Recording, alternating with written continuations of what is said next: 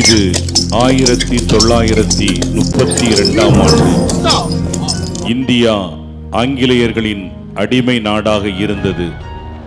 நாடு முழுவதும் சுதந்திர போராட்டம் தீவிரமாக நடைபெற்று கொண்டிருந்தது. திருப்பூரில் தேசிய கொடியை ஏந்தி வீரத்துடன் போராட்டத்தை வழிநடத்தினார் குமரன். வந்தே மாதரம், வந்தே மாதரம். அன்பான சகோதரர்களே, நம் தாய்நாடு சுதந்திரம் பெறும் வரை நாம் ஓய மாட்டோம். இந்த கொடி நம் உயிரை விட உயர்ந்தது. வந்தே மாதரம், வந்தே மாதரம். வாருங்கள், நாம் ஊர்வலமாக செல்வோம். வந்தே மாதரம்,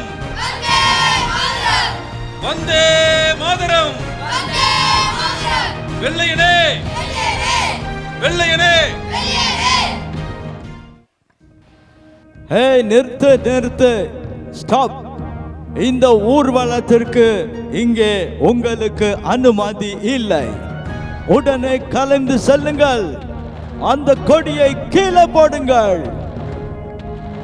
இந்த கொடி எங்கள் தாய்நாட்டின் பெருமை. என் உயிரே போனாலும் இந்த கொடியை நான் கீழே விடமாட்டேன். காவலர்களே, அவனை தாக்குங்கள். கொடியை பறித்து விடுங்கள்.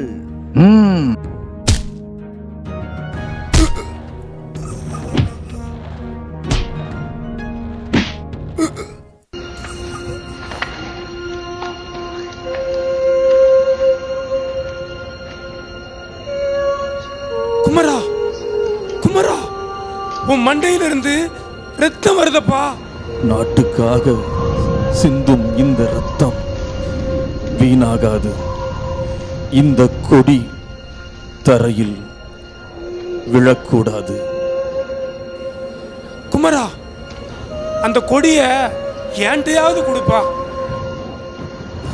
இல்லை இல்லை, என் கையில் இருக்கும் வரை இந்த கொடி பாதுகாப்பாக இருக்கும். இப்போது கொடியை கீழே போட போகிறாயா இல்லையா?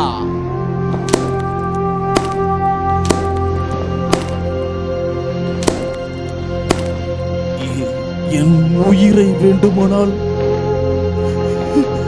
எடுத்துக் கொள்ளுங்கள். ஆனால் என் நாட்டின் கொடியை அல்ல.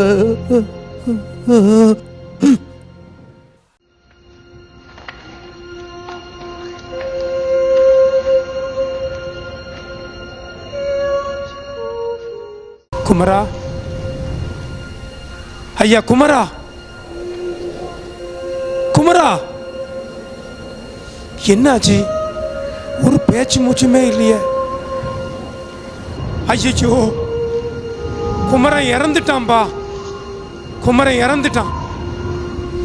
ஆனா அவன் கையில வச்சிருந்த கொடியை மட்டும் விடவே இல்லை, விடவே இல்லை.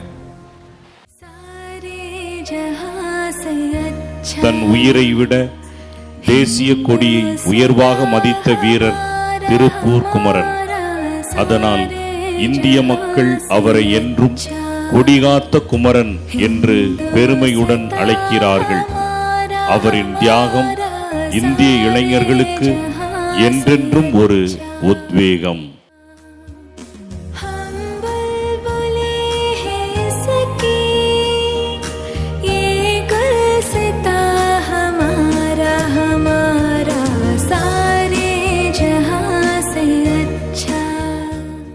சுதந்திரத்தை காத்த அனைவருக்கும் சொல்லுகின்றோம் எங்கள் முதல் வணக்கம்.